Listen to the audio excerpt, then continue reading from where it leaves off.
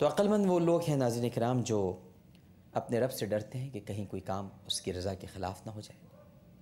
عقل مند وہ لوگ ہیں جو اپنے پڑوسیوں اور رشتہ داروں کے ساتھ احسان اور نیک سلوک کرتے ہیں۔ عقل مند وہ لوگ ہیں جو ٹھیک وقت پر آداب کے ساتھ نماز ادا کرتے ہیں۔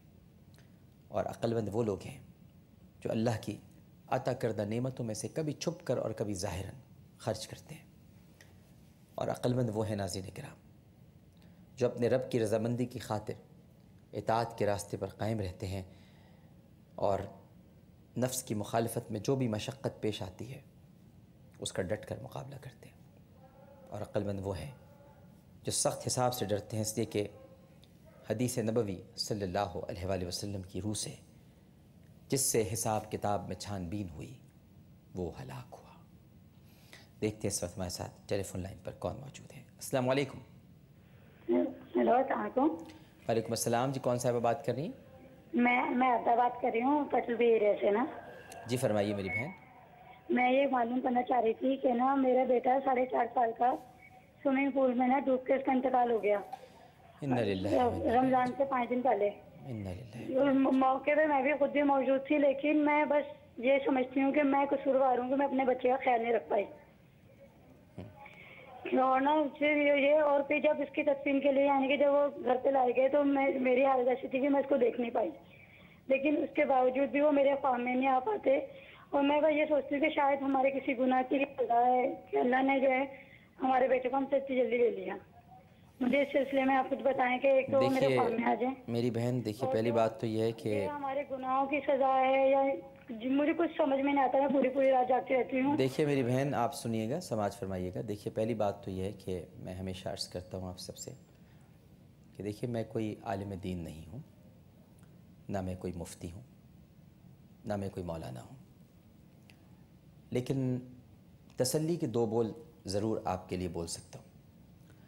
پہلے تو آپ کو یہ سمجھا دوں میری بہن کہ یہ آفات و بلیات، یہ ناگہانی اموات، یہ سب کچھ طے ہے، متعین ہے، تقدیر میں سب کچھ لکھا جا چکا، قلم سوکھ گئے، صحیفے اٹھ چکے۔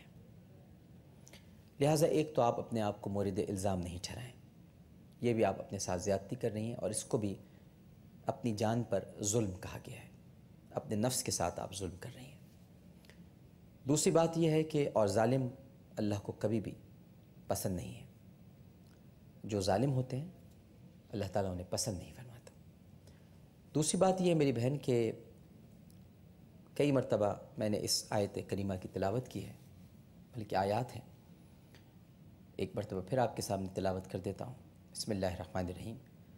وَلَنَبْلُوَنَّكُمْ بِشَيْءٍ مِّنَ الْخَوْفِ وَالْجُوعِ وَالنَّقْصٍ مِّنَ الْأَمْوَالِ وَالْأَنفُسِ وَالثَّمَرَاتِ وَبَشِّرِ الصَّابِرِينَ الَّذِينَ إِذَا أَصَابَتْهُم مُّصِيبَةٌ قَالُوا إِنَّ لِلَّهِ وَإِنَّا إِلَيْهِ رَاجِعُونَ أُولَٰئِكَ عَلَيْهِمْ صَلَوَاتٌ مِّن رَّبِّهِمْ وَرَحْمَةٌ وَأُولَٰئِكَ هُمُ الْمُهْتَدُونَ۔ ضرور بالضرور ہم تمہیں آزمائیں گے، وَلَنَبْلُوَنَّكُمْ بِشَيْءٍ مِّنَ الْخَوْفِ، کچھ خوف سے، وَالْجُوعِ، کچھ بھوک سے، وَالنَّقْصٍ مِّنَ الْأَمْوَالِ، کچھ مالوں کی کمی سے، وَالْأَنفُسِ وَالثَّمَرَاتِ، کچھ جانوں سے، کچھ پھلوں کی کمی سے، وَبَشِّرِ الصَّابِرِينَ، تو صبر کرنے والوں کو خوشخبری سنا دو، الَّذِينَ إِذَا أَصَابَتْهُم مُّصِیبَةٌ، جنہوں نے مصائب اور مصیبتوں پر صبر کیا، قالوا إِنَّ لِلَّهِ وَإِنَّا إِلَيْهِ رَاجِعُونَ، اور کہا کہ ہم اللہ ہی کا مال ہیں اور ہمیں اللہ ہی کی طرف لوٹ کر جانا ہے۔ أُولَٰئِكَ عَلَيْهِمْ صَلَوَاتٌ مِّن رَّبِّهِمْ وَرَحْمَةٌ، انہی پر اللہ کی درودیں اور رحمتیں ہیں، وَأُولَٰئِكَ هُمُ الْمُهْتَدُونَ، اور وہی سیدھے رستے پر چلنے والے ہیں۔